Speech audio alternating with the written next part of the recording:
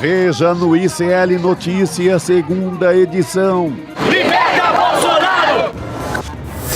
Tensão entre Planalto e Senado. Alcolumbre critica Lula e coloca a aprovação de Messias ao STF na berlinda. Presidente corre por fora, marca almoço com o relator e tenta evitar derrota pessoal.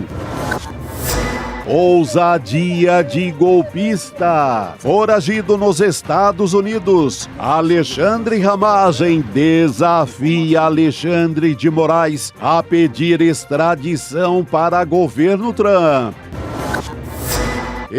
Exclusivo ICL. Escândalo do Banco Master. Desembargadora que soltou Daniel Vorcaro já foi defendida pelo mesmo advogado que ele. O ICL Notícias, segunda edição, está no ar.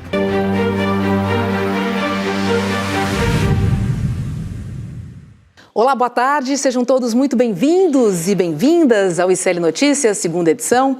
Nas férias da Gabi, eu estarei aqui no N2 nas próximas 2 semanas. Hoje é segunda-feira, dia 1º de dezembro. E vamos nessa, querido Chico Sá. Opa, vamos nessa. Bem-vinda de novo, Roberta. Que bom que você está aqui com a gente. Agora dezembrou, né? Dezembrou, já tô vendo ali o Natalzão e outras coisas. E o peru também. Ah, tem que ver, né? Não dá para fechar os olhos diante dele, né? Verdade.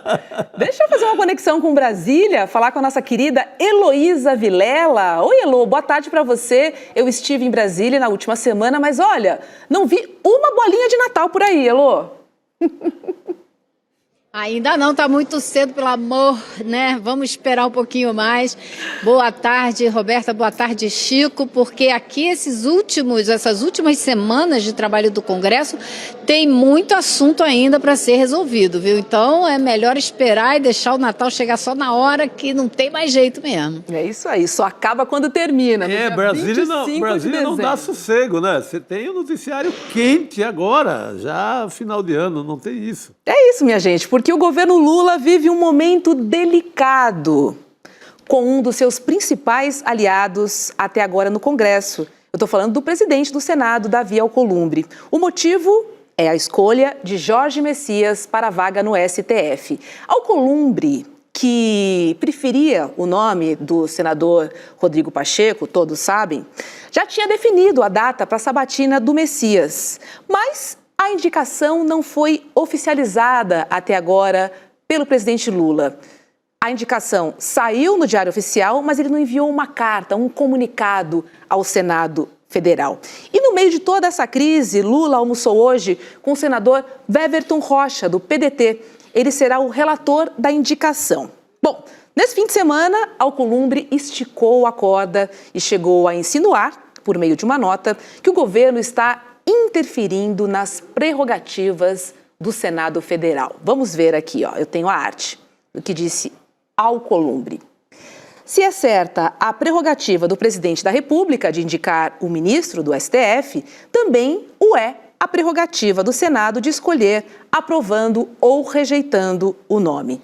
E aí já tem uma alfinetadinha aqui, ó. E ele continua. Feita a escolha pelo presidente da República e publicada no Diário Oficial da União, causa perplexidade ao Senado que a mensagem escrita ainda não tenha sido enviada, o que parece buscar interferir indevidamente no cronograma estabelecido pela Casa, prerrogativa exclusiva do Senado Federal. Heloísa Vilela. Comunicado oficial, né, com papel timbrado e tudo mais, do presidente do Senado, Davi Alcolumbre. Eu acho que é muito engraçado. Eu estou achando super engraçado, Roberta, porque claro que é prerrogativa do Senado sabatinar o candidato, porém o Senado só pode sabatinar o candidato que o presidente da República indicar.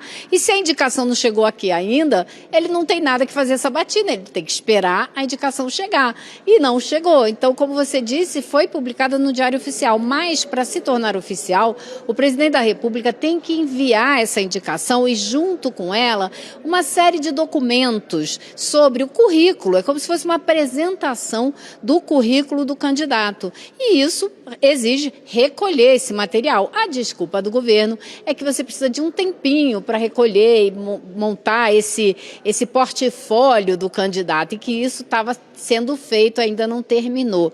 É difícil acreditar, porque a gente sabe que o candidato do presidente Lula sempre foi o Messias. Então, fica esse jogo, né, essa conversa. Agora, o que eu acho mais ainda curioso nessa nota que soltou o Davi Alcolumbre é de como ele mesmo fala de temas abertamente que não estavam abertamente sendo ditos.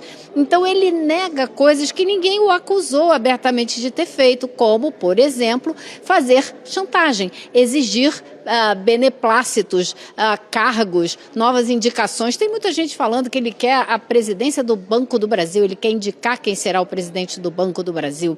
Acontece que o senador Davi Alcolumbre, ele já tem muitos cargos nesse governo. Os 2 ministros do partido dele foram indicados por ele pessoalmente, escolhas pessoais dele, sem falar em vários cargos na administração pública, em autarquias. Então ele vai muito bem, obrigado. E mais do que isso, né, gente? Ele teve, através da influência direta do presidente Lula, a liberação para pesquisas de prospecção de petróleo na margem equatorial, que era a grande exigência dele, porque isso pode reverter em muitos royalties para o estado dele, do Amapá.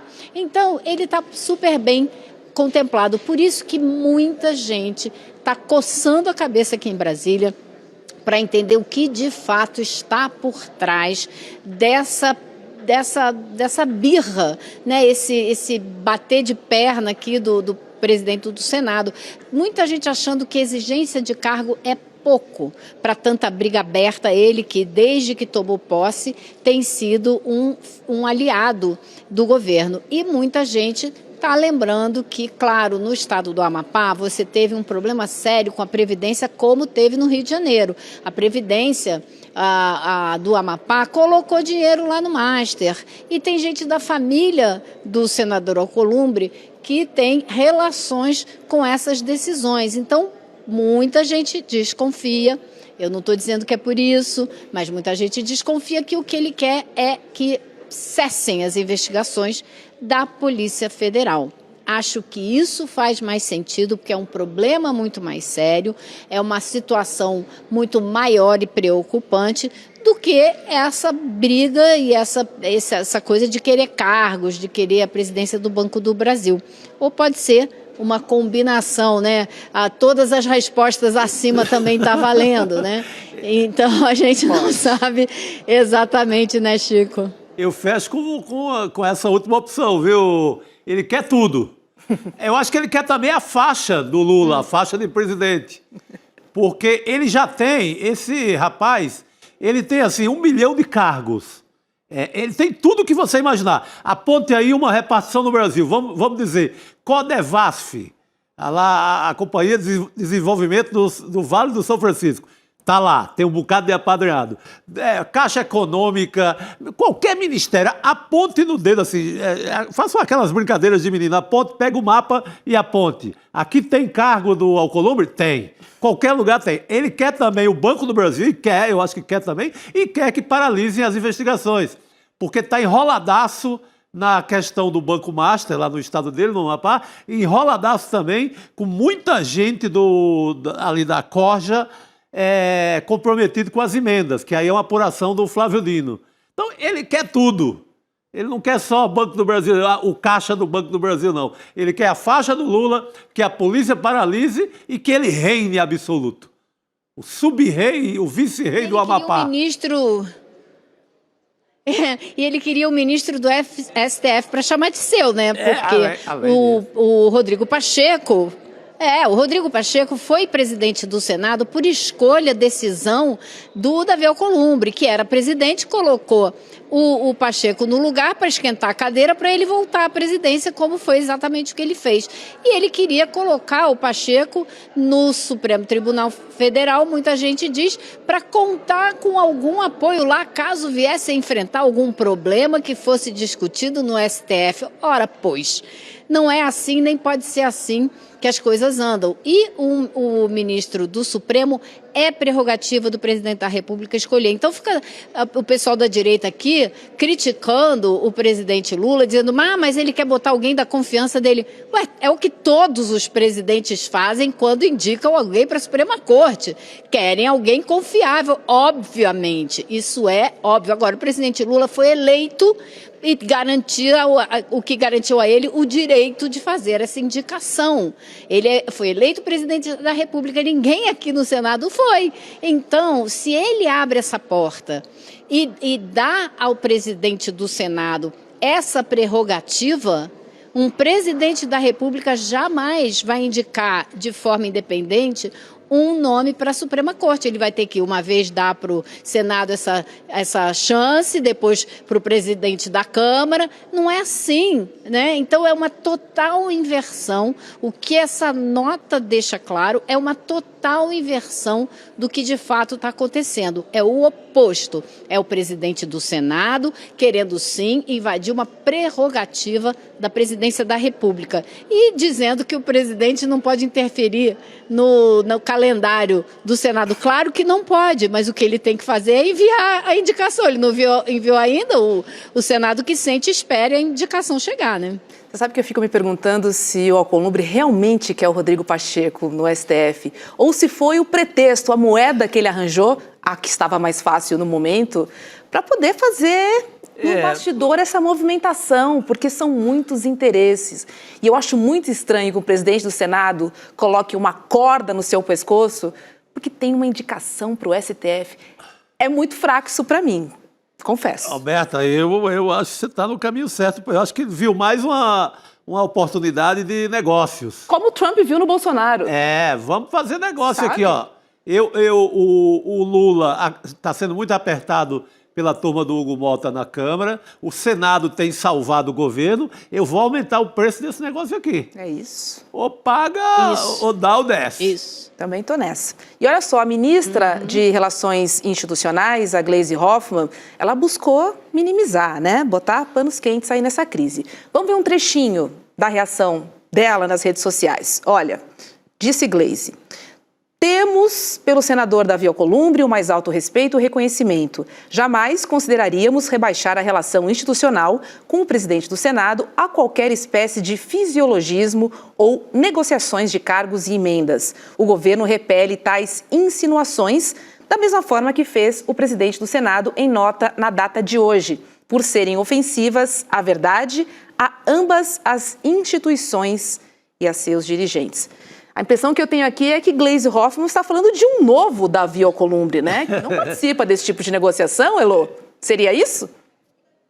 Olha, não existe presidente da Câmara e do Senado que não participe desse tipo de negociação até onde a gente sabe, né? Porque é assim que as coisas têm funcionado na República. A relação do Congresso com a presidência da República tem sido mediada por cargos e emendas. Então, é uma coisa que agora pode ser que diminua um pouco com esse aperto que o ministro Flávio Dino está dando nessa questão das emendas lá no Supremo Tribunal Federal. Se Alcolumbre conseguir uma liberação grande de emendas, ele que apresente documentos, projetos e acompanhe os projetos, porque senão isso vai bater numa investigação e que o Supremo vai pedir à Polícia Federal para investigar. Então existe esse aperto, né? A gente está vendo esse aperto chegar e essas pessoas estão começando a pipocar, estão ficando nervosas, não estão gostando muito da mudança, né, desse jogo, de como ele está sendo jogado. Eu acho que é importante que isso continue, avance,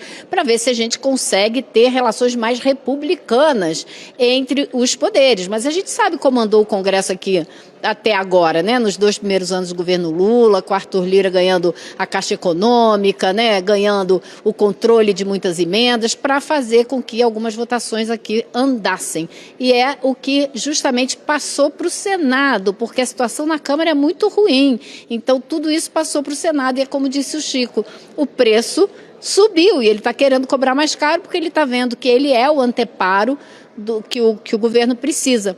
Vamos ver por quanto tempo, né? Porque o ano está terminando, o ano que vem é ano de eleição, ano eleitoral. Então isso tende também a ser menos necessário. Ele precisa cobrar o preço agora, porque no ano que vem pode ser que ele não tenha tanta chance. Pois é. isso E olha, aí. quem também reagiu foi o líder da oposição no Congresso, o Isalci Lucas. Em conversa com a nossa repórter, com a Manu Borges, Isalci disse que o problema não é Jorge Messias, mas a articulação de Lula com o Senado. Vamos ver. Ele, como pessoa, eu vejo uma pessoa boa. Agora, o problema tem outros fatores que influenciam no voto, né? Essa indisposição realmente do Executivo, do próprio Supremo com o Legislativo, essa interferência exagerada, essa agora manifestação do presidente Lula, não mandar o encaminhamento aqui para marcar a reunião, porque nós sabemos que é competência dele indicar. Agora, a competência do presidente do Senado marcar a reunião em sabatina, então não pode haver essas interferências aí. Então tem muita coisa que pode atrapalhar a relação. Heloísa Vilela, é impressão minha ou o seu Isalci está surfando nessa crise, hein? Ele fez uma postagem repetindo tudo que o Alcolumbre falou, então ele está indo aí na mesma toada do presidente do Senado e repetindo esse absurdo, que é a gente que faz a sabatina que decide quando. Claro, assim que chegar a indicação, né? Existe um processo, não adianta você querer sabatinar uma pessoa que ainda não foi indicada. Agora, o Isalci teve hoje com o ministro, com o Messias, com o Jorge Messias, e conversou com ele, disse que a conversa foi boa. E eu também conversei com o Carlos Viana, que é também líder da bancada evangélica aqui no Senado. E ele também está bastante reativo, né, olhando de maneira bem negativa a indicação do Messias, mas disse que recebeu um telefonema do Messias pedindo um encontro com a bancada evangélica aqui do Senado e ele disse, bom, eu como presidente da bancada não posso recusar um pedido como esse, mas ele não estava com cara de bons amigos, não. Eu ouvi hoje, né, uma apuração que faltariam cerca de 5 votos para o Messias ser aprovado na CCJ, não estou nem falando do Senado. Do plenário, né? Estou falando da CCJ, que faltariam aí em torno de 5. Ou seja, e que eles na comissão ainda faltam 5, Exato. imagina no plenário. No plenário, né? Que é maioria absoluta, né, Elô? Eu acho que eles vão o jogo vai Não, ser... são 41 votos, né? 40 votos. Né? O jogo vai ser pesado e é por... Eu acho que na lista ali de o que está em jogo para valer, aí vale para Brasília inteira, porque ninguém estava dormindo nos últimos dias, é a questão de Polícia Federal. É tanto que o seu Isalci até coloca, o STF está muito em cima da gente e tal, ele até que dá ele até que resvala um pouco ali no assunto. Eu acho que isso é que não tem deixado Brasília dormir. Quem tem rabo preso nas emendas não está dormindo direito. Quem tem rabo preso com o Banco Master, com esse escândalo bilionário, também não está dormindo direito. Quem é muito aliado do Cláudio Castro, governador do Rio de Janeiro, que está enfiado inteiro, até o bigode nesse escândalo do Banco Master, não está dormindo direito. A turma do Alcolumbre, também ligada a emendas, complica a história. O próprio Alcolumbre está enrolado com o Master no seu estado. Tem um assunto que é Polícia Federal, o medo do toque-toque de manhã, que está deixando Brasília assim. Então, toda negociação ninguém diz na cara do Lula, nem da Gleisi, nem de ninguém do governo que, olha, dá uma maneiradinha aí na Polícia Federal, porque fica feio mandar um presidente interferir na Polícia Federal, como fazia o Bolsonaro, que tirava delegado, fazia o que queria. Então, fica muito feio, mas o recado é esse. Dá uma maneirada. Oxe, que é pra lá de feio. Segura essa turma aí. É pra lá de feio, pode gerar até uma ordem de prisão. Sim, né? sim. Então, a grande mensagem é essa. Manda dar uma paradinha só, porque tá ficando chato. Todo dia tem gente nossa enrolada ou indo para a cadeia. Então, dá uma parada. Alivia, alivia. Alivia isso aí, deixa a gente passar o Natal, comer o peru em paz, depois a gente conversa. É isso. E olha, na outra casa, minha gente, Hugo Mota continua empurrando com a barriga os processos de cassação de Eduardo Bolsonaro, Carla Zambelli e também Alexandre Ramagem. O filho 03 já acumula 50 faltas não justificadas, mais que o suficiente para justificar uma cassação. E pela lei, gente, um deputado pode faltar, no máximo, 1/3 das sessões ordinárias. Só que vivendo nos Estados Unidos desde março, Eduardo registrou presença em apenas 13 sessões este ano. Bom, e além da cassação de Eduardo Bolsonaro, outras 2 aguardam decisões na Câmara. Eu estou falando de Carla Zambelli, né, que está presa na Itália e também não participa das sessões, enquanto Alexandre Ramagem foi condenado pelo STF na trama golpista e está foragido nos Estados Unidos. Quem perdeu o mandato esse ano foi o deputado Chiquinho Brazão, acusado de mandar matar a vereadora Marielle Franco e seu motorista, tá, o Anderson. Só que tem um detalhe importante aqui, que o Chiquinho não foi cassado também, tá? Ele só perdeu o mandato porque excedeu o limite de faltas. Bem lembrado, nem ele perdeu o mandato. Nem ele perdeu o mandato. E aí a gente fica aqui se perguntando, né? Que moral tem esse Congresso, né, Heloísa Vilela? É impressionante. Não é à toa que as pesquisas todas mostram o descrédito, né? Como a população vê esse Congresso. É uma das piores, um dos piores resultados em matéria de aprovação da opinião pública. Então, quando você vê os presidentes da Câmara, do Senado, tentando botar moral para cima do presidente Lula, eles têm que pensar 2 vezes, porque a opinião pública a respeito do Congresso é péssima, não se compara com a aprovação que tem o próprio presidente Lula. Então, eles deviam ter um pouco mais de cuidado, né, quando eles começam com esse tipo de discurso. Agora, aqui na Câmara dos Deputados, hoje foi bloqueado o salário do Ramagem, porque ele ainda estava recebendo. São cerca de 46 mil reais por mês. A gente tem que falar isso para as pessoas ficarem bem indignadas mesmo, né? Você imaginar que um deputado ganha 46 mil fora do Brasil sem exercer o mandato. Você imagina como é que é isso. Então, a verba de gabinete parece que foi suspensa também, mas falta a cassação. Eles têm que ser cassados todos os 3. E está mais do que na hora do presidente da Câmara tomar tenência e fazer o que ele já devia ter feito há muito tempo, né? E olha, Chico, eu estava lendo aqui, se juntar Eduardo Bolsonaro, Carla Zambelli e Alexandre Ramagem, eles já custaram mais de 1.700.000 reais dos cofres públicos e verbas de gabinete. Meu Deus do céu. Então, assim, é um gasto com o nosso dinheiro, porque os gabinetes continuam funcionando. Isso. Até verba de gasolina eles estão usando do gabinete. Até verba de gasolina. O Ramagem está abastecendo lá na Barra da Tijuca, morando na Flórida. Sim. Tomando sol lá na Flórida. Na região dos lagos, né? Na região dos lagos, exato. Acho que o Kleber fez essa matéria, né? Na Barra da Tijuca... Mostrou que ele fica...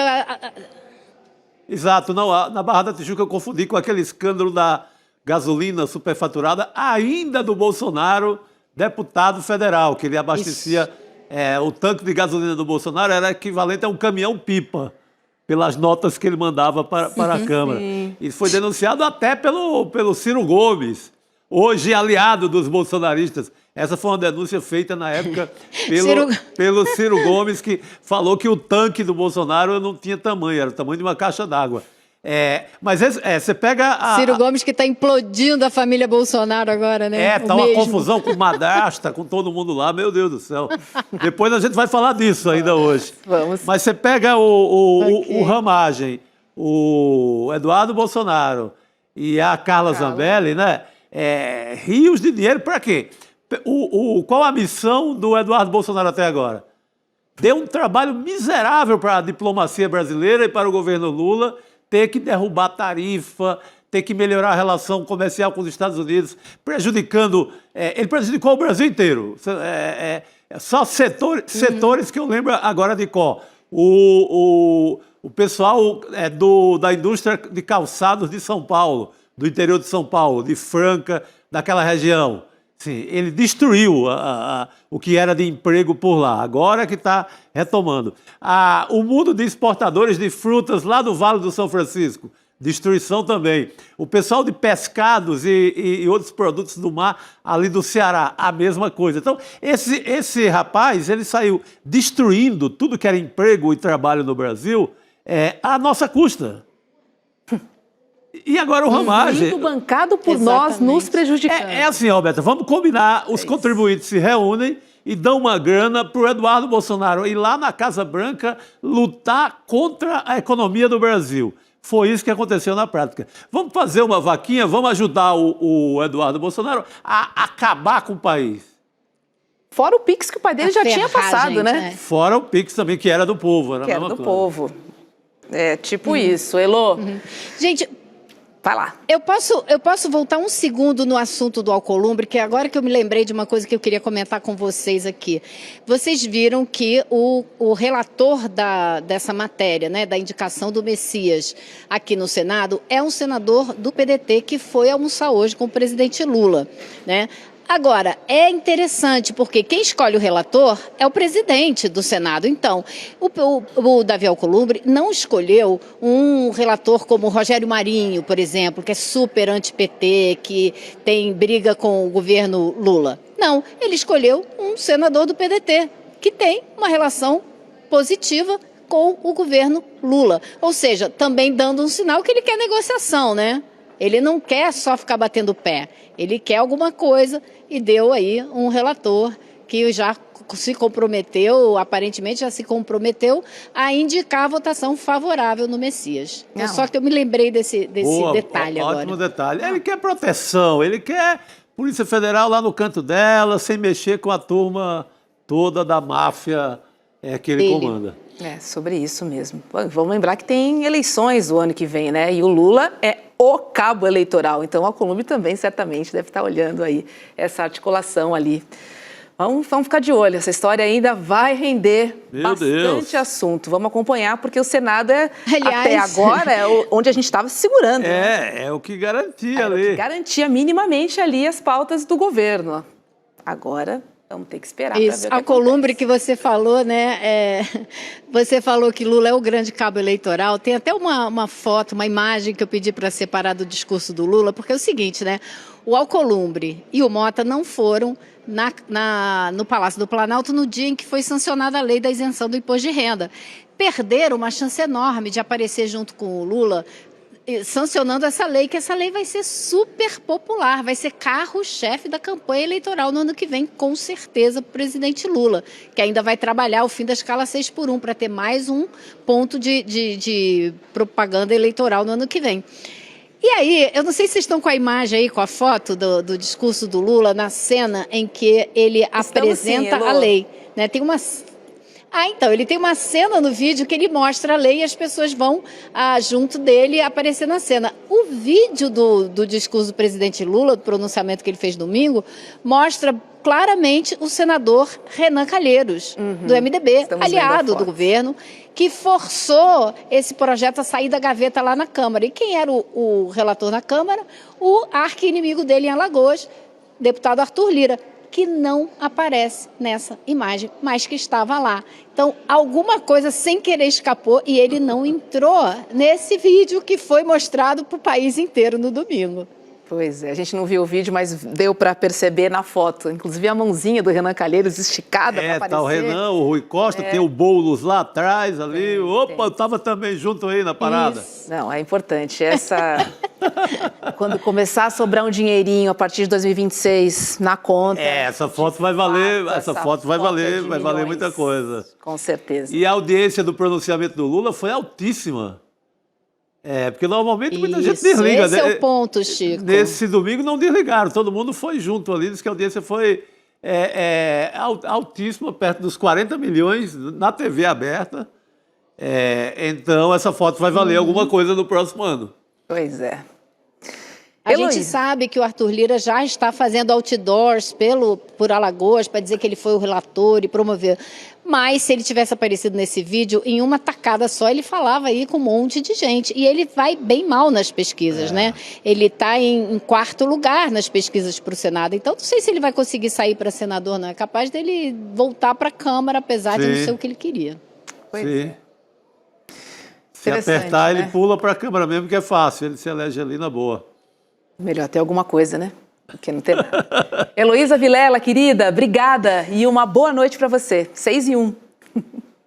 Para vocês também, pessoal. Até amanhã. Boa noite, Elô. Até Valeu. amanhã.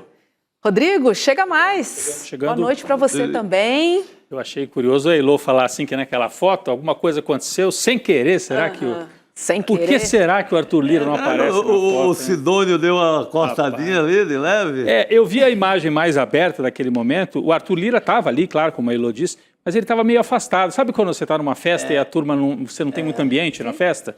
O Arthur Lira estava meio Aquele que afastado. não é enturmado, né? Que Pois fica é. ali. E aí o Rui Costa e o Lula devem ter falado, Renan, venha. Aí o Renan foi e o Arthur Lira ficou de lado, assim. E não aparece na foto.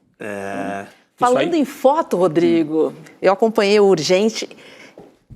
Essa treta Treta total, nos Roberta. bastidores, esse caso de família Bolsonaro Parece caso de tá família. rendendo, hein? Não, e olha, para quem não acompanhou, né, mas rapidinho, a Michele Bolsonaro foi ao Ceará e implodiu a aliança que a família Bolsonaro estava tentando construir com o Ciro Gomes. Que ela vai ao Ceará e diz, Ciro Gomes não, passou um sabão público no deputado André Fernandes, que era o representante do bolsonarismo nessa aliança com o Ciro Gomes, e diz, não, aqui o nosso candidato é o Girão, Ciro Gomes não dá. E aí hoje, segunda-feira, os filhos do Bolsonaro saíram numa pancadaria contra a madrasta, por isso caso de família. O Flávio chegou a dizer que ela foi autoritária e constrangedora na maneira de atuar. E o Carluxo e o Eduardo também se posicionaram nas redes. Mas eu queria chamar aqui para a tela um personagem que é muito presente aí nas informações do bolsonarismo, o Alan dos Santos, transmitindo dos Estados Unidos. Olha o que ele disse. Nós colocamos na tela, entre aspas, que a gente não pode rodar o vídeo, foi numa live dele, né, do Alan dos Santos. Ele diz o seguinte, ó, a Michele não tem aval de nenhum dos filhos para falar o que estava falando. Ela nem estava com o Bolsonaro quando ele foi preso. Ela está viajando o Brasil inteiro como se ele já estivesse morto. Caramba! Ela tá, desculpem o palavreado, mas foi o Alan dos Santos. Ela tá cagando para ele. Os três irmãos, Eduardo, Flávio e Carlos, estão putos e sabem o que está por trás disso. Caramba, É guerra. É pior do que eu imaginava. É guerra total, Roberta. Então, é o Alan dos Santos, que é uma espécie de intérprete, é um deles, né, nas redes da extrema-direita, dizendo, ó, os irmãos estão bravos mesmo, é rompimento entre eles. Tem uma reunião de emergência convocada para amanhã, na sede do Partido Liberal lá em Brasília, para tentar botar panos quentes. Mas o que se diz, né, Chico? A Michele tem um orçamento próprio, Roberta, do PL Mulher. Então ela está escolhendo nos estados a estratégia dela. É como se ela tivesse um PL dela, o Partido Liberal dela.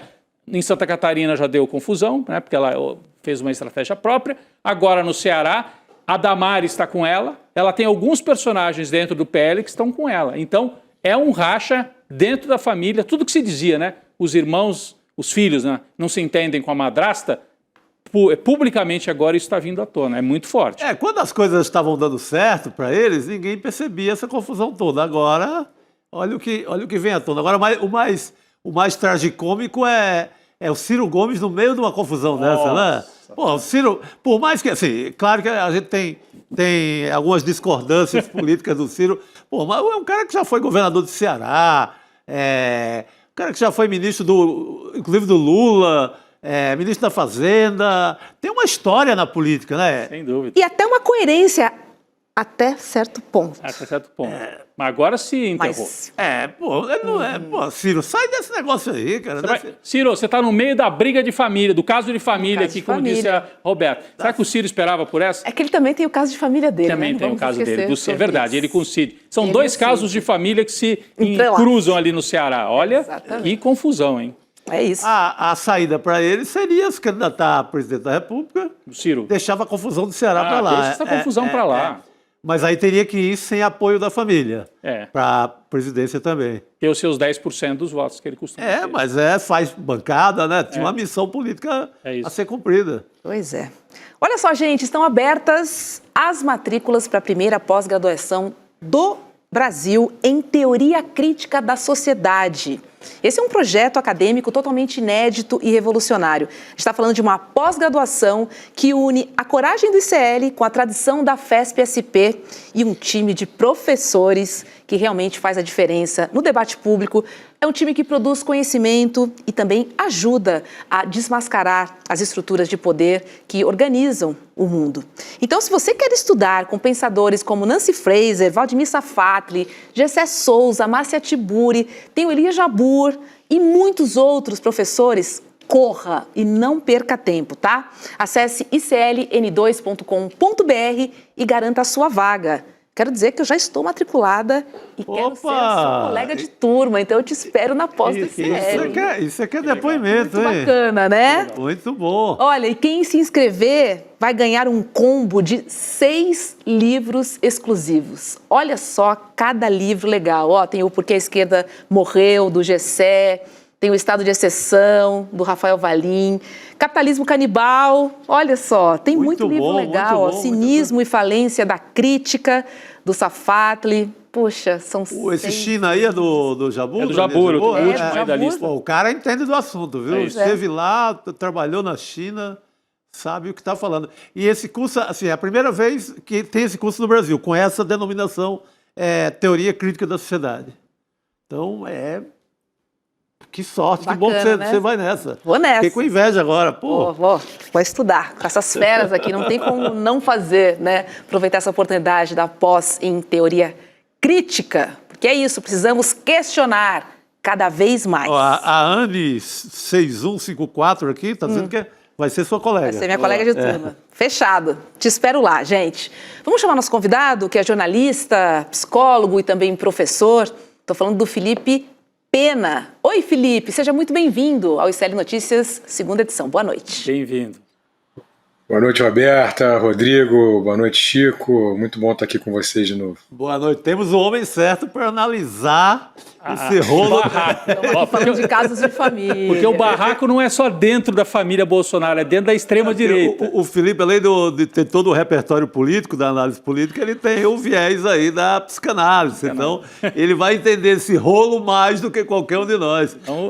Ajuda a gente a decifrar esse negócio aí, Felipe. Me ajuda aí. Conta aí, Felipe. Antes da gente entrar no assunto aqui, que a gente vai falar sobre o MBL e o Flávio, vou aproveitar, né, você com a sua psicanálise, porque a gente está falando de um caso de família Bolsonaro e um outro caso de família Gomes, né, do Ciro, Cid, enfim, madrasta, olha, que confusão. Irmãos Metralha. Irmãos Metralha, nossa tudo. senhora. Tem tudo aí nesse pacote, né?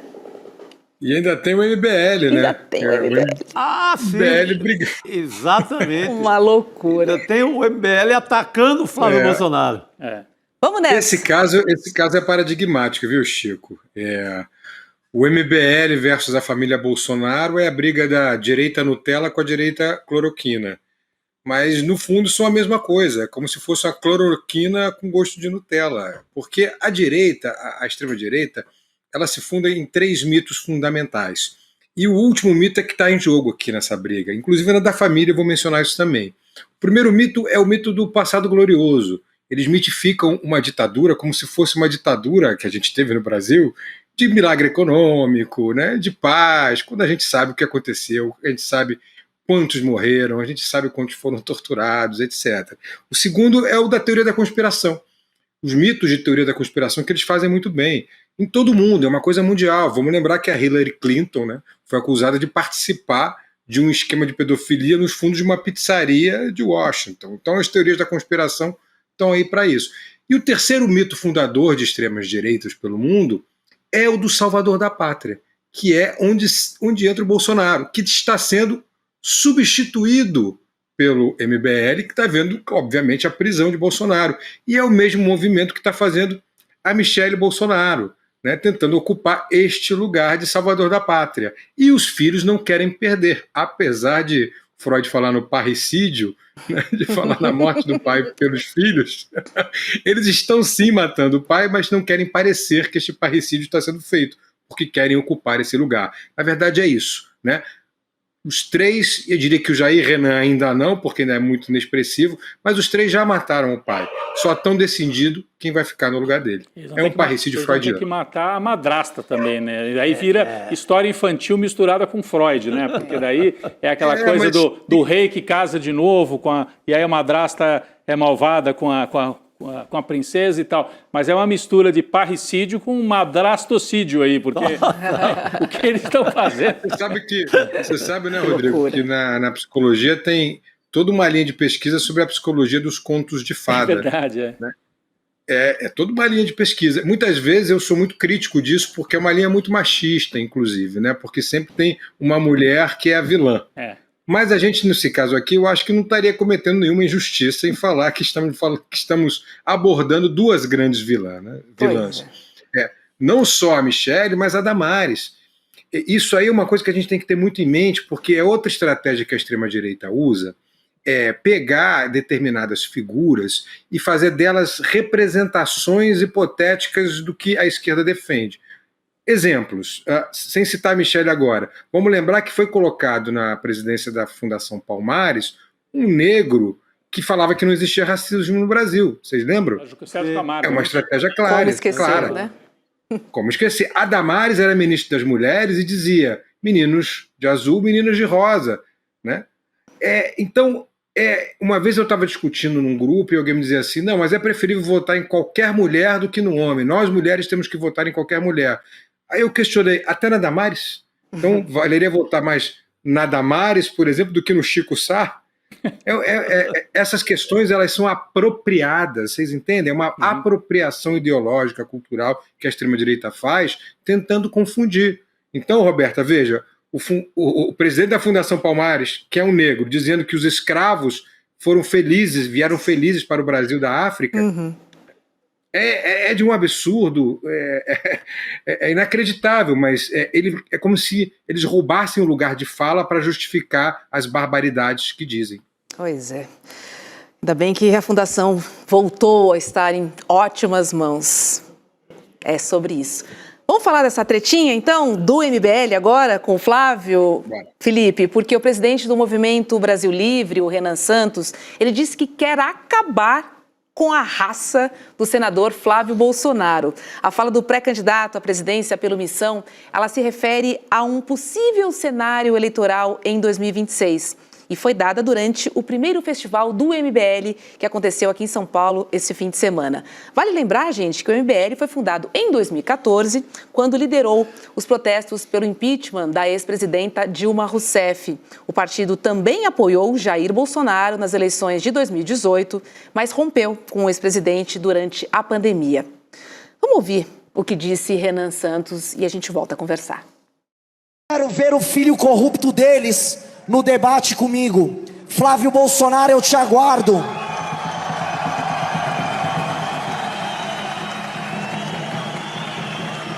Eu quero acabar com a sua raça, Flávio Bolsonaro. Você enterrou a nossa revolução. Você enterrou a nossa revolução. Mas nós não morremos, Flávio Bolsonaro. É isso aí, né, Felipe? A nossa revolução. Mas a revolução deles passa por esse escândalo da Refit agora. Refit, tem Eles estão numa lavagem de dinheiro monstruosa. Gostam. Mas vai lá, Felipe. Como eu disse, né, Roberta, é a briga entre a direita Nutella e a direita cloroquina / Refit, como lembrou agora o Chico. Né? Uma direita antiga, né, que rouba, uma direita antiga que persegue opositores, uma direita antiga que dá o golpe, e uma direita Nutella nova que quer as mesmas coisas. E além disso, eles têm uma outra coisa em comum que fica muito clara nesse discurso: o ódio, a apologia ao ódio. Veja como está repleto de ódio. Nós vamos acabar com a sua raça, Flávio Bolsonaro, é o que diz o representante do MBL. É o mesmo campo semântico do Bolsonaro apontando aquela pseudo-metralhadora, né, dizendo vamos metralhar essa petralhada aqui do Acre, lembram? Então o ódio está ali. O discurso do ódio é o que mobiliza esse pessoal, é o que mobiliza a extrema-direita. Então é perceptivelmente uma direita Nutella brigando com essa direita cloroquina barra refit, barra escândalo das Bíblias no Ministério da Comunicação, barra golpe de Estado, barra uma série de coisas, né, que a gente sabe que a extrema-direita fez e continua tentando fazer nesse país, com essa direita Nutella que tem a mesma estratégia do ódio, que movimenta algoritmos, vamos lembrar, que movimenta uma parcela do eleitorado que entra nessa onda do ódio. O Freud chamava isso de narcisismo das pequenas diferenças. É um narcisismo que faz com que as pessoas se identifiquem não a partir do que elas são, mas a partir do que elas acham que não são.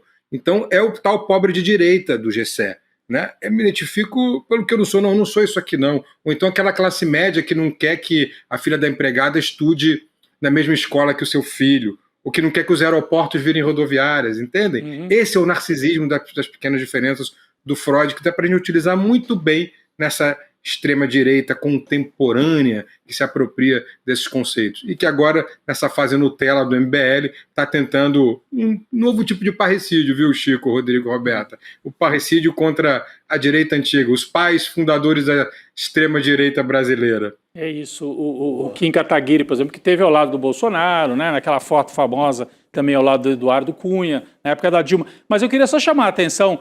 A gente falou aqui um pouco do discurso desse Renan Santos, que se apresenta como presidente, né, do MBL/Missão, que agora é o nome do partido.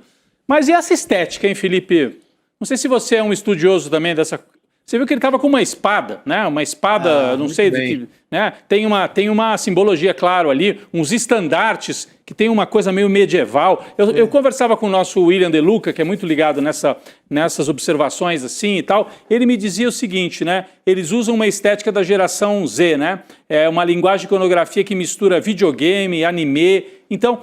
Mas como é que você observa isso, né? No primeiro momento dá uma estranheza, né? A gente olhar o cara com uma espada, e depois eu vi outros discursos no mesmo evento, eles passavam a espada para o outro, cada um que ia discursar ficava com a espada. Então tem uma coisa que a gente pode achar meio medieval, mas que dialoga com uma geração nova pela imagem, né? E olha, mistura aí, tem o símbolo deles que é um tigre, não, uma onça, né? Uma onça e tal. Parece o jogo do tigrinho, né? É o jogo do tigrinho, muito homem, você olha para o público, é basicamente homem, acima de entre 30 e 40 anos. Como é que você observa essa coisa visual aí, né? A linguagem visual dessa gente? Estandartes, né?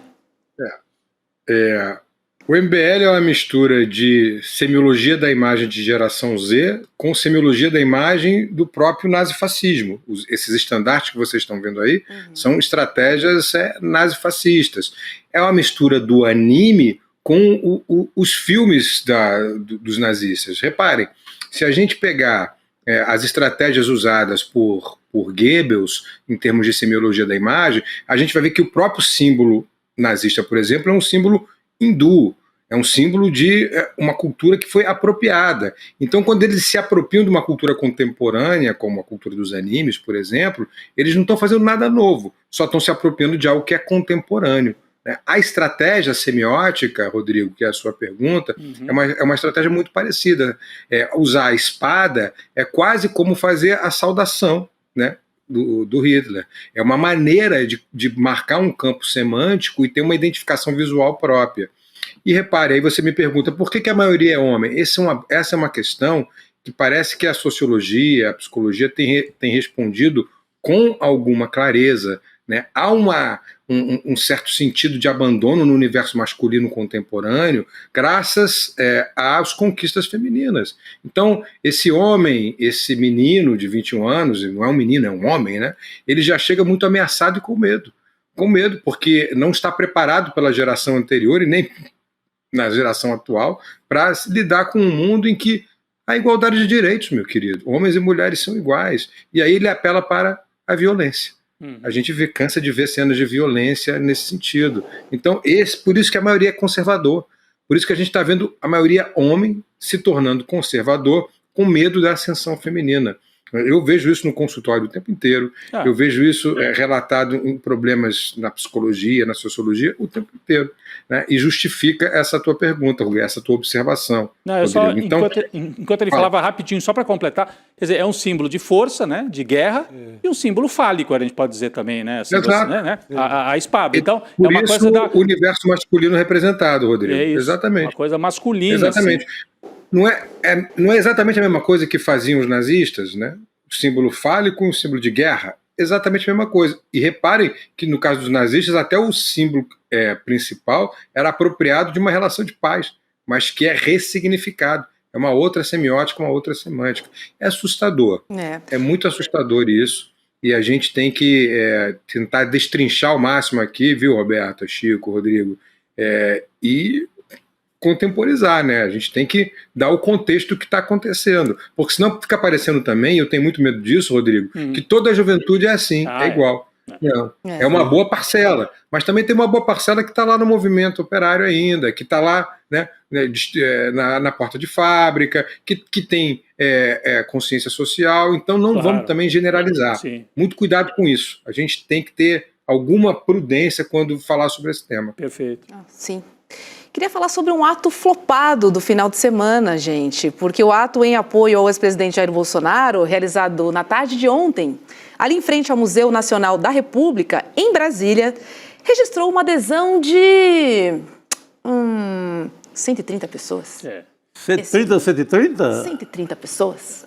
Não é 130 não tem mil? Mais zero. Não, só tem um zerinho. Meu Deus do céu. 130. Tá? O evento terminou às 4 da tarde. Anteciparam, né, o final do evento, né, diante do reduzido número de participantes, que defendiam, é claro, a anistia aos condenados no dia 8 de janeiro, é tipo aquele disco riscado, né? E pediam a libertação do ex-presidente Jair Bolsonaro. E aí, questionado pela reportagem do ICL, o líder do PL na Câmara, o deputado Sóstenes Cavalcante, ele se fez um pouco de desentendido, que não estava sabendo de nada. Vamos ouvir. Qual manifestação? Uma que teve aqui em Brasília. Não, isso aí são manifestantes espontâneos, pessoas livres, não houve nenhuma convocação. Nós não quisemos, até porque a família Bolsonaro pediu para a gente não organizar a manifestação neste momento. E na hora que a gente organizar a manifestação, voltaremos com as centenas de milhares de pessoas que sempre colocamos nas ruas. E aí, Felipe, será mesmo? Jogo no ar. Tá faltando moto, né? Tá faltando combustível para moto, tá faltando, né? Uma série de incentivos que tinha na época que o Bolsonaro era presidente. Cansou, gente, né? Eu duvido que eles consigam fazer uma manifestação sem flopar, a não ser em casos específicos, e aí a gente tem que pontuar. Há um grande apoio dos setores evangélicos, neopentecostais, alguns setores neopentecostais ao bolsonarismo, sim, esses setores conseguem organizar grandes eventos? Conseguem, mas conseguem em torno de uma unidade que não é propriamente a unidade em torno de Bolsonaro, mas sim em torno daquela religião, que é apropriada dentro de um Estado laico, vejam o absurdo disso, pelo movimento bolsonarista. Aí sim eles conseguem colocar algumas pessoas na Paulista. E mesmo assim a gente viu pelas últimas manifestações que mesmo quando é chamado pelos movimentos neopentecostais, é muito menor, né? É muito, muito menor. Agora, não posso deixar de observar, né, Rodrigo, Roberta e Chico, né? 130 pessoas, né? 13 vezes 10 ali, né? 10 núcleos 13 vezes 10. de 13 pessoas, eu acho que é o número de sorte dessa gente, viu? Pois é, nem na porta do museu, nem da Polícia Federal.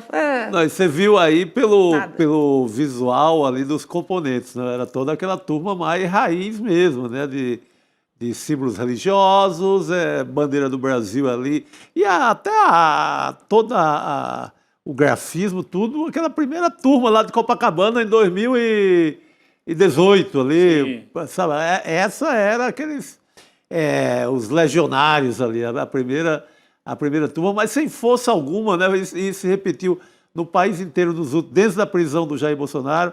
Havia um temor, isso há muito tempo atrás, quando começou o processo contra o Bolsonaro, de que até falava-se em ter um cálculo político para saber a hora de prender o Bolsonaro, porque ele era muito forte, Comoção. ia causar um rebuliço no país tamanho, que ia revirar tudo de cabeça para baixo. Está lá o homem na tranca, nada acontece.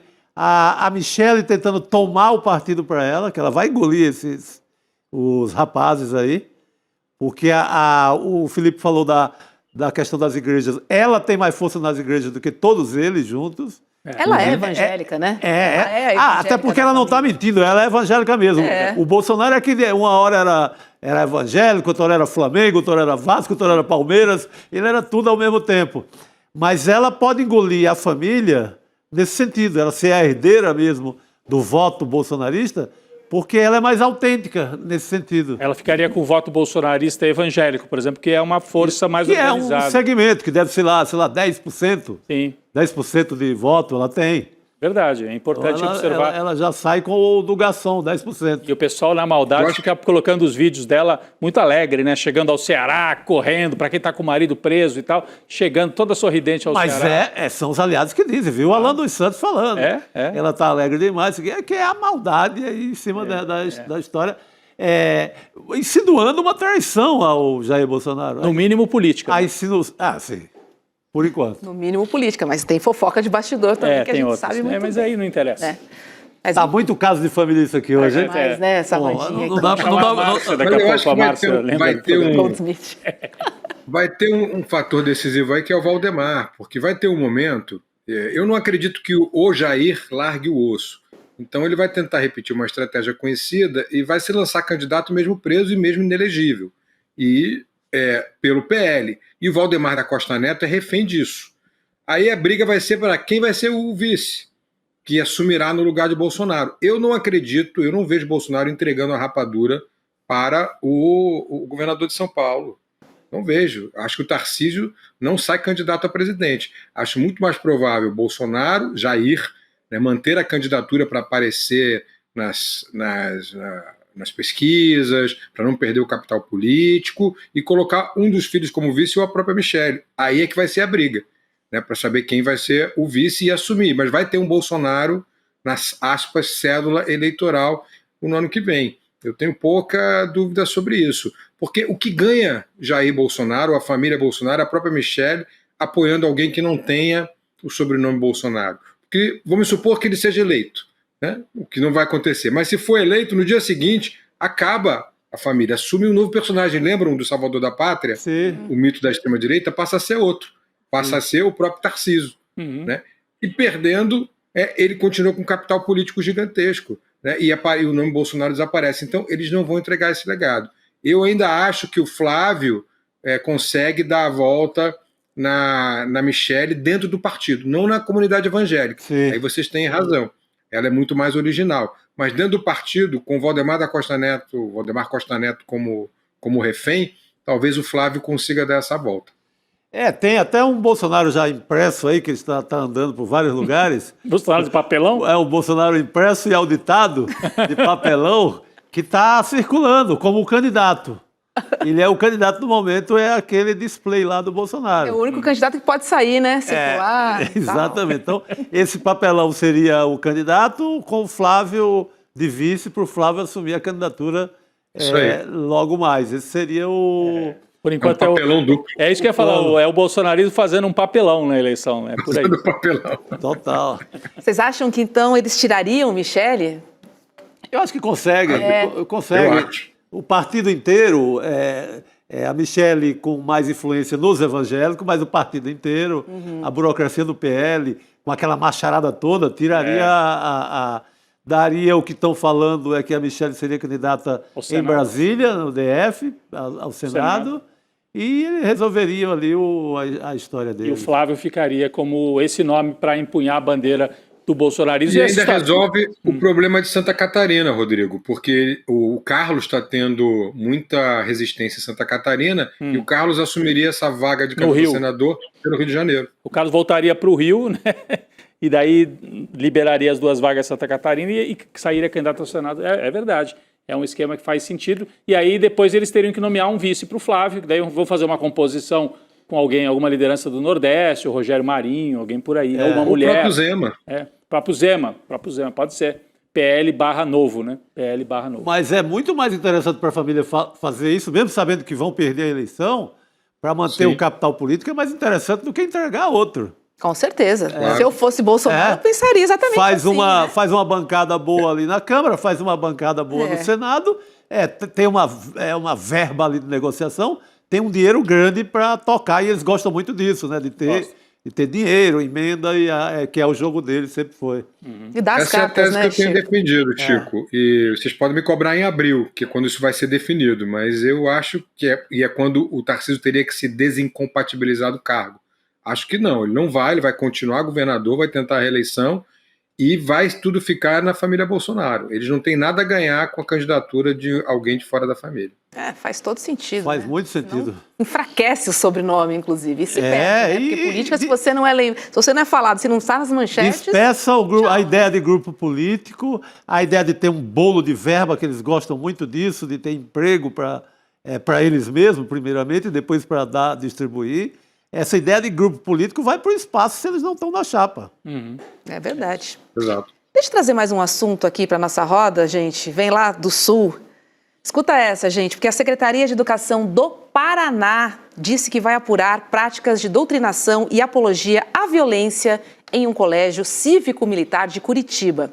Tem um vídeo aí que foi divulgado pela Associação dos Professores do Estado, e aí você vê nesse vídeo adolescentes sob orientação de um policial militar. Eles aparecem marchando e entoando versos que falam em entrar na favela e deixar corpo no chão. Vamos ver um trecho do vídeo.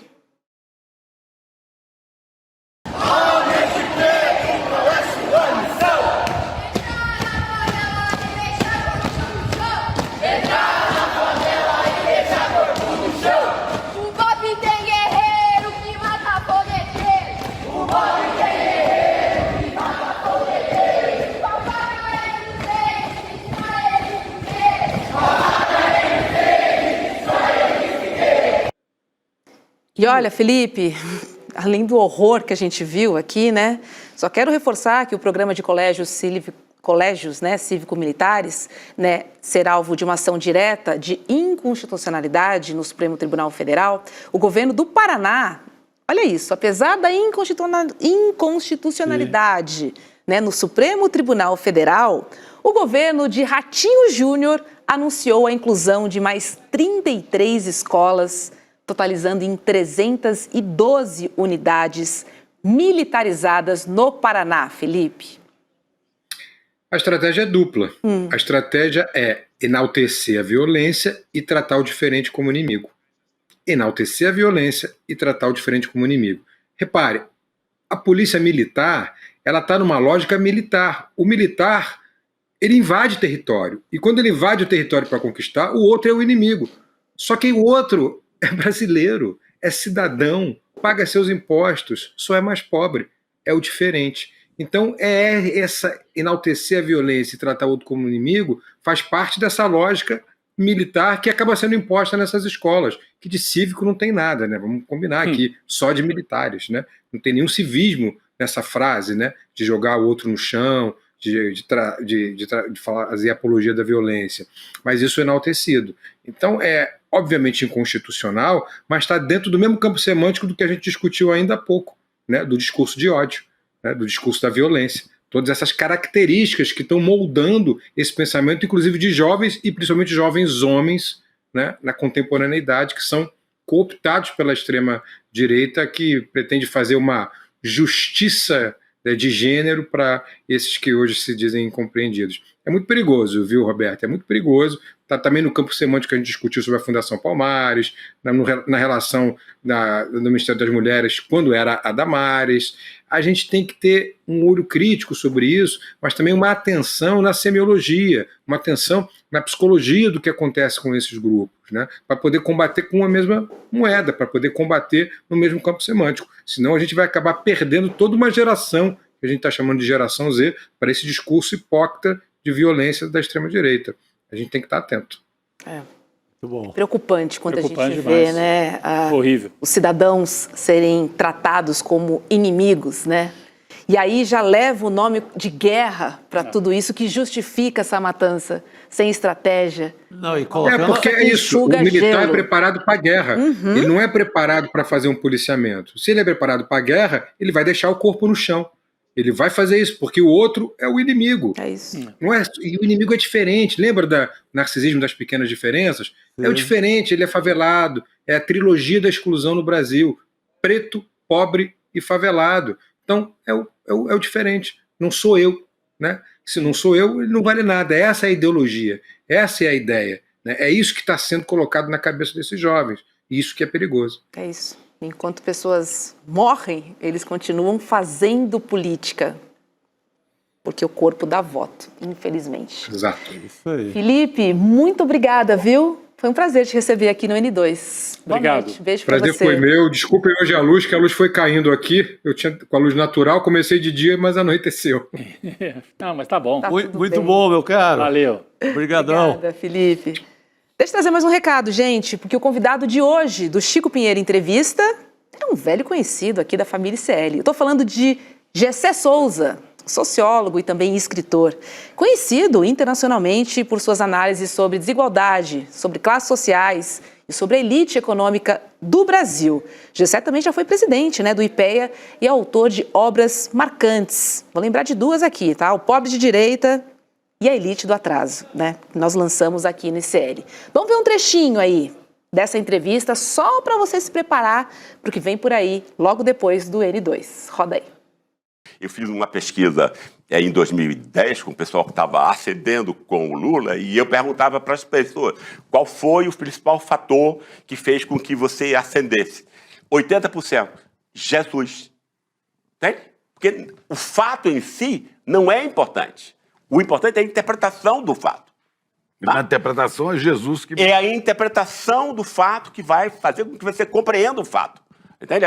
Por que isso? Porque a gente só percebe o mundo interpretando. É um esforço de interpretação, né?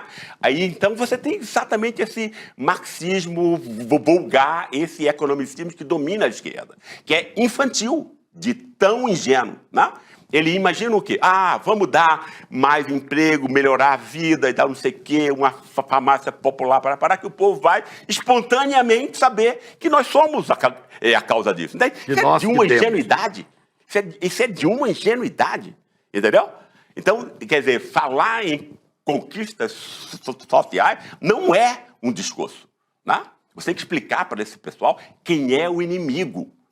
E esse inimigo é o agronegócio e as finanças da Faria Lima, que não pagam imposto, que tem isenção fiscal e roubam todo mundo.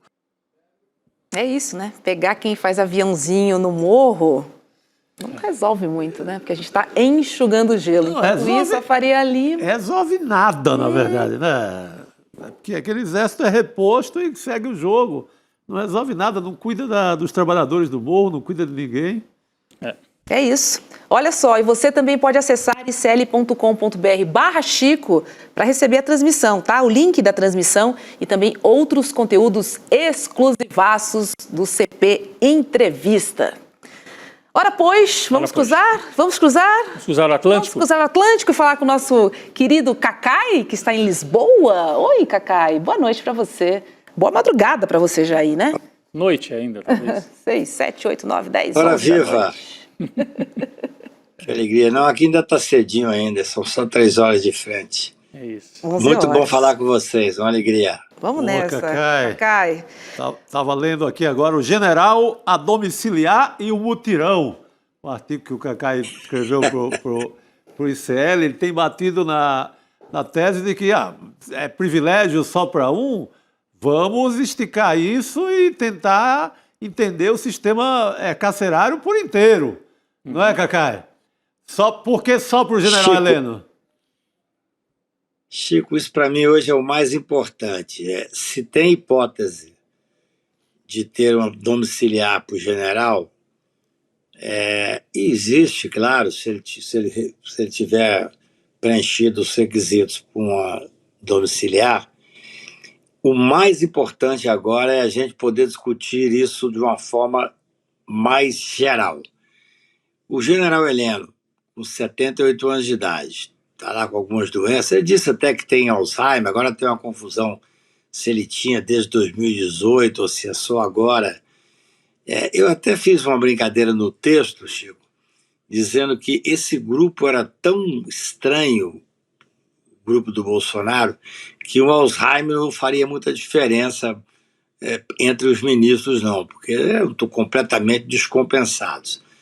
Mas, falando sério, e acho que isso é uma discussão que tem que ser feita, eu tenho pedido a todos nós essa reflexão, é o seguinte: vai ter uma determinação de domiciliar? Então vamos fazer um mutirão para ver quem mais tem direito a ter essa domiciliar. Justo. É muito interessante isso. Veja só, quando houve aquele habeas corpus coletivo do plenário do Supremo e o ministro Lewandowski concedeu o direito de todas as mães que tivessem filhos até 12 anos, que não tivessem um companheiro para cuidar, que tivessem direito a domiciliar, foi um escândalo. Esses fascistas, esses ultradireitistas, acharam isso um absurdo. É assim, talvez seja o único ato humanitário, humanista, desse grupo de extrema-direita. Se o Bolsonaro, se o general Heleno tiver direito a uma domiciliar, vamos dar a ele, nós não, o Poder Judiciário. Mas aí vamos fazer um mutirão para que todas as pessoas que têm um direito possam também usufruir desse direito mínimo de sair do sistema carcerário absolutamente podre que existe no Brasil. Para ele ter direito a isso, ele vai ter que provar, né, Roberta? Está até aqui para a gente o documento, né? O ministro Alexandre de Moraes que determinou uma perícia médica, né? Porque tá esse papo, né? A defesa falou que ele tem Alzheimer desde 18, depois mudou a versão, não, é desde 2025 só que ele tem o Alzheimer. Então, o Alexandre de Moraes está pedindo, nós temos até o documento, não é isso? Pedindo a perícia médica feita pelo Estado, não é perícia médica particular, para determinar, afinal, qual é o estado de saúde. Está aí na tela, ó. Está aí na tela a decisão do... Você quer trazer, Roberta? Pode seguir. Então, vamos lá.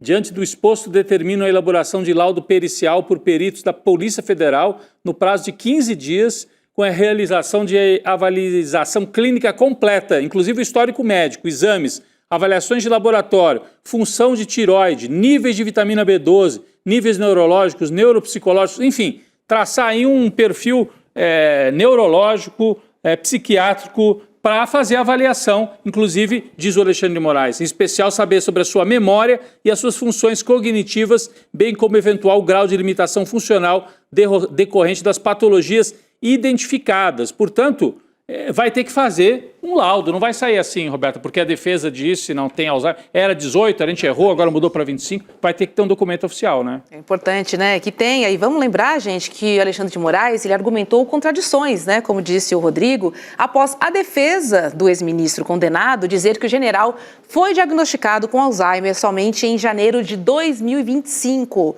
não em 2018. Né? A resposta da defesa foi apresentada após o ministro do STF cobrar laudos médicos, obviamente, que provassem a doença, antes de decidir, né, se vai acatar ou não a solicitação de transferência de Heleno para a prisão domiciliar. Quem havia informado, né, sobre o Alzheimer ao STF tinha sido o Exército, após realizar um exame de corpo de delito. E aí, os advogados do ex-ministro disseram que, na verdade, Heleno possui acompanhamento médico e psiquiátrico desde 2018, mas que a doença foi diagnosticada somente no início deste ano. Cacai. Não, é muito interessante porque, você veja bem, o mundo é mesmo desigual, né? O mundo, então, do Poder Judiciário, especialmente do sistema penitenciário, é mais desigual ainda. A grande maioria, a esmagadora maioria dos presos brasileiros não tem direito a fazer um exame, não tem direito a ter médico, não tem direito a ter sequer alimentação, segurança, nada. Olha, eu vou dizer uma coisa para vocês. Eu sou advogado criminal, uma das minhas aflições da vida é a podridão do sistema penitenciário, Chico. Já te falei sobre isso, Chico, só mais de uma vez. Se nós tivéssemos condições de fazer um levantamento, e é possível, claro que tem que ser possível, não é possível que o Brasil não consiga que o Ministério da Justiça, o Conselho Nacional de Justiça, fazer um levantamento real de qual é o drama do sistema carcerário brasileiro. São 800 mil presos, são 700 mil presos, quantos estão presos no sistema fechado, quantos estão em prisão domiciliar, agora parece que apareceu o número de 170 mil tornozeleira eletrônica, ninguém tinha essa noção. Ou seja, nós temos que fazer, gente, um diagnóstico real dos presos brasileiros, onde é que está acontecendo, o que está acontecendo, porque veja só, nós estamos tratando agora de um general que é um homem que tem um passado horrível, um passado que deveria ter sido já julgado pelo que ele fez no Haiti, uma lástima, um homem que foi afastado pela ONU. Esse cidadão é uma lástima para o Brasil. Mas não, ele é um general 4 estrelas, passou em todos os concursos, então até agora ele ficava com pompas e galas no sistema, né, que eu diria, de reconhecimento nacional. Esse homem é uma lástima. Agora, ele está servindo para uma única coisa no final da vida dele. É para trazer uma discussão como é que está o sistema penitenciário. Dizem que eles têm Alzheimer desde 2017. Opa!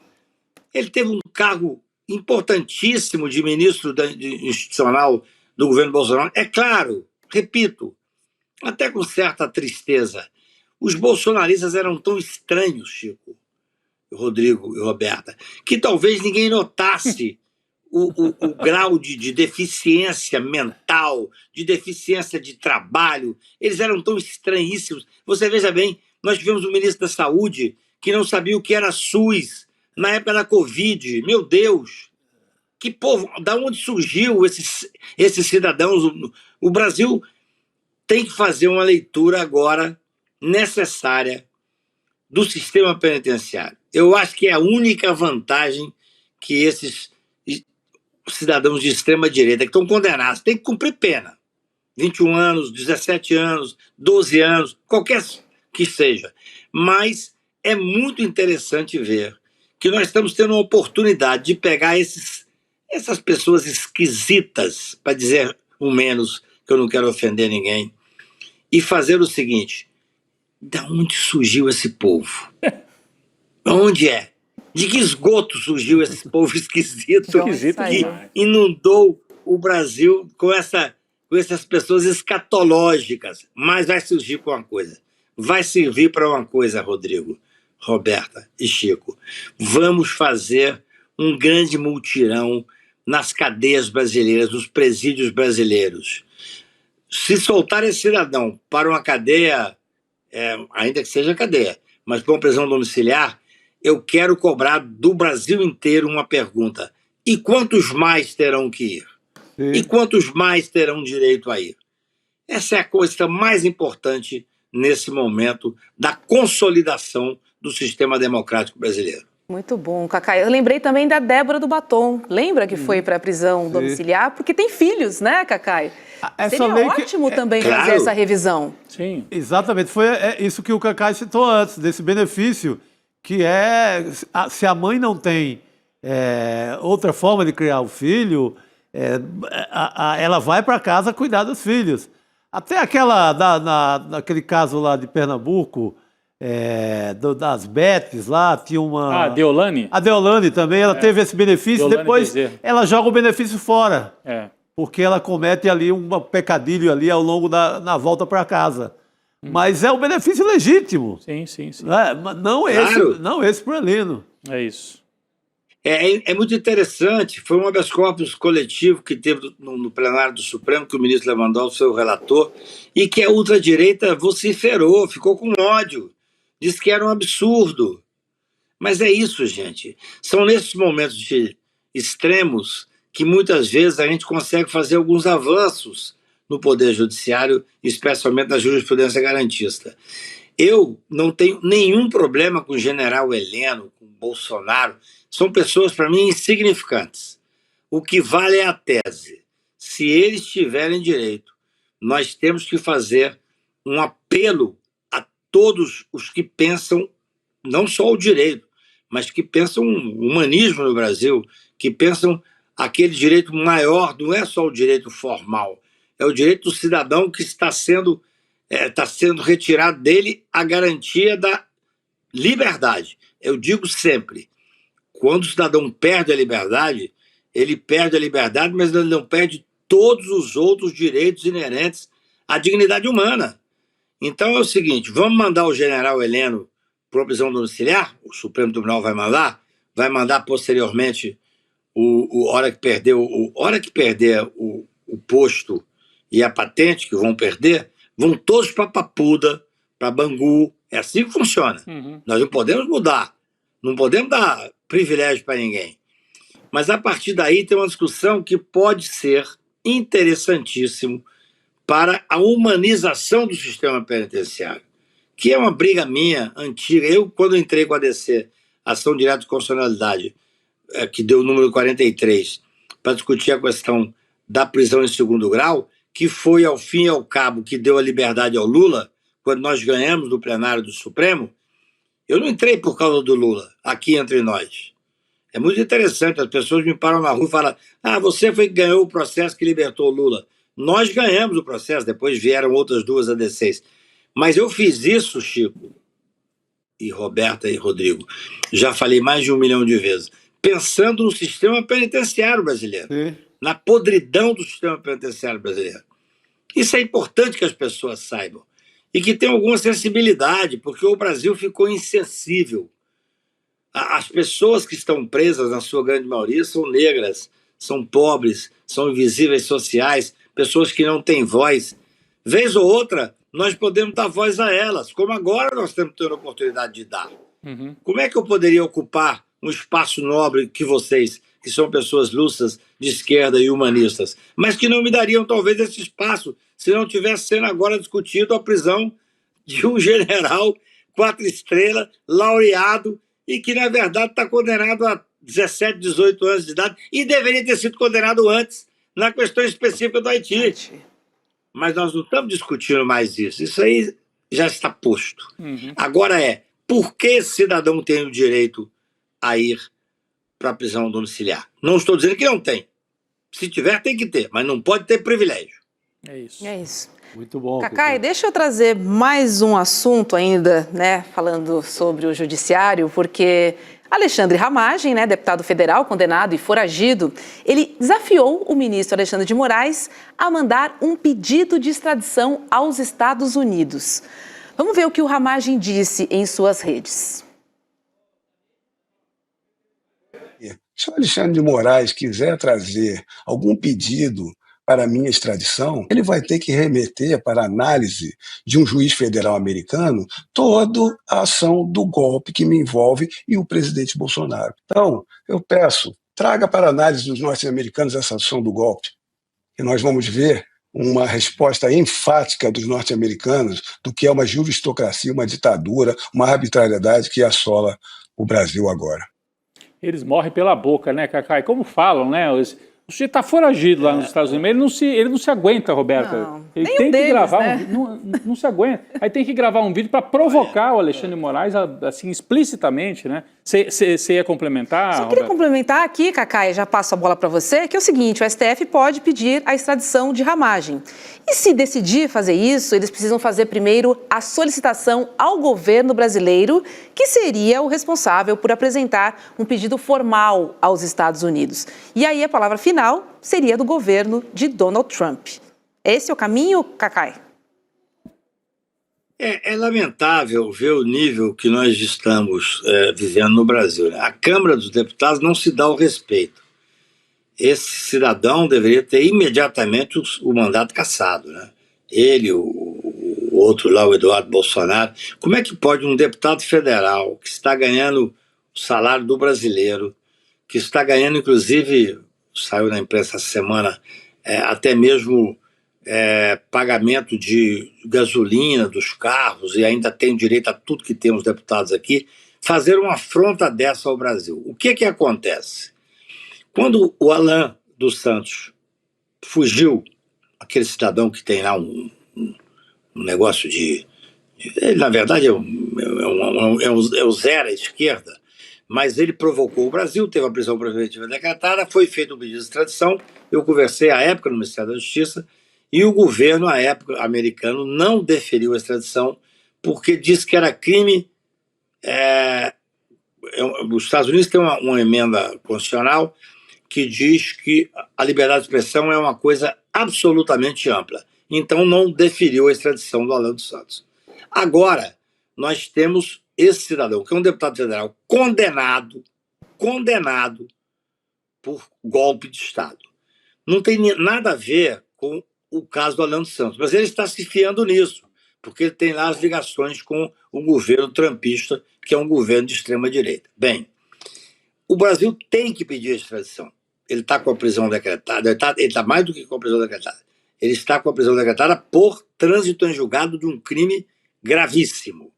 Se a extradição chegar lá, e vai chegar, eu li que o ministro Alexandre já determinou o pedido de extradição, o governo federal faz a extradição, pode ser que o governo americano diga o seguinte: não, nós não vamos deferir. A extradição, eu já advoguei muito em extradição, ela tem uma série de requisitos que são extremamente frágeis de analisar, simplesmente você falando assim, vai deferir a extradição ou não vai deferir a extradição? Não, o governo americano pode dizer, não, neste caso, não é crime de expressão, mas é um crime que está contido num momento, porque veja bem, os Estados Unidos não julgou o crime do Capitólio. Então pode ficar estranho para ele mandar para cá um deputado federal condenado, Chico, e sendo que ele não julgou o crime do Capitólio. Vai chegar um momento em que quem vai decidir, aí é político, é o senador, que hoje é o Marco Rubio, que é o secretário, que vai dizer, não, este caso aqui nós não vamos fazer a extradição. Pode acontecer, mas tem que o Brasil fazer e eles têm que assumir esse ônus frente ao mundo civilizado. É assim que funciona. Agora, o que essas pessoas têm que saber é que o Trump está já em fase de extinção. Não vai durar a vida inteira. Quando terminar isso, e nós tivermos uma normalidade democrática, nós vamos estar com condições de trazer Eduardo Bolsonaro, que vai ser preso, esse Ramagem, que já está com pedido de prisão, o Alan dos Santos, que está com pedido de prisão. É assim que funciona a democracia. Ninguém precisa arrostar os Estados Unidos e dizer tem que deferir a extradição do Ramagem. Deixa ele viver os últimos momentos dele. Está foragido. Veja bem, o Brasil tem que se dar dignidade e dizer o seguinte, vamos fazer o meio normal, técnico, legítimo e constitucional. Fazer o pedido de extradição. Se eles quiserem negar, vão negar agora por um motivo político. Eu não vou questionar essa autonomia, claro, americana, mas a vida dá, nega e tira. Sim. Dentro de 2 anos, o Trump não será presidente da República. Nós vamos repetir o pedido e esses fascistas que estão condenados ou que estão foragidos irão todos para a cadeia no Brasil. Perfeito. É assim que funciona. Não temos que fazer um enfrentamento da decisão americana. Absolutamente. É um direito... Eu sou advogado criminal, já trabalhei em 200 extradições e sei como é frágil esse detalhe do enfrentamento. Deixa que façamos o pedido, que eles neguem e depois nós faremos de novo. Tá certo. Muito bom. Saúde, Cacai. Saúde, Cacai. Aproveito e me despeço de você. Uma boa noite. E obrigada, viu? Obrigado, Cacai. Bom trabalho por aí. Obrigado a vocês. Boas férias, enfim. Estamos aqui, te aguardamos. Valeu, meu querido. Um beijo de tu. Oh, que bom. Obrigado. Que Valeu, meu caro. Beijo pra você, Cacai. Ó, antes de me despedir, vou lembrar aqui que o nosso perfil e série Notícias no Instagram está quase batendo 1 milhão de seguidores. Opa, aí, vamos completar esse tanque aí, hein? Tá aí a nossa conta no Instagram. Mas falta quanto aí? Faltam só 19 mil, Chico. Rapidinho. Só 19 mil pra gente chegar em 1 milhão. Corre lá, abra o seu aplicativo, clica lá em série Notícias, siga, compartilhe. Vamos fazer esse número. Está cada vez melhor, viu? Rede social do ICL, Sim. A turma do Bernardo Cotrim não é brincadeira, não. Trabalhando, né? Porque além de reproduzir o conteúdo, às vezes que você não conseguiu assistir o programa, mas se tem um corte nas redes. E eles estão produzindo conteúdos específicos para as redes. Muita coisa aqui, só quem está acompanhando as redes sociais. Tem conteúdos específicos com a cara do ICL nas redes. Então é isso, tem o iclnoticias.com.br, que é o nosso mega portal, né, comandado aí pelo nosso querido Chico Alves, e tem também o ICL Notícias no Instagram, notícias rápidas, fresquinhas, quentes, né?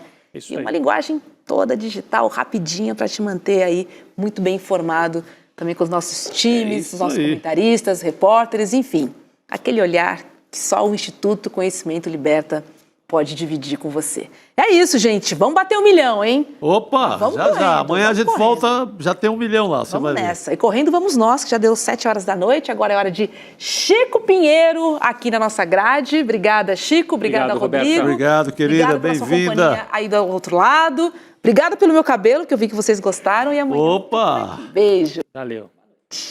Fala, turma. A espera acabou. A gente abriu as vagas para a nossa pós em Teoria Crítica da Sociedade. Uma pós histórica, porque é a primeira vez no Brasil que é oferecida. E uma pós também muito especial, porque é feita em parceria do ICL com a FESP São Paulo, uma das instituições de maior prestígio no Brasil. A gente tem um número limitado de vagas numa condição super especial, que foi o lançamento dessa pós. Já tem muita gente que se inscreveu, literalmente milhares de pessoas, e essas vagas na condição especial elas estão acabando. Mas eu estou gravando esse vídeo exatamente para alertar vocês que querem participar dessa pós e não querem perder a condição especial. Todos os dias, as principais notícias do Brasil e do mundo direto no seu WhatsApp, com informação de qualidade e sem fake news. Escaneie agora o QR Code e entre para o canal do ICL Notícias. Informação que importa onde você estiver.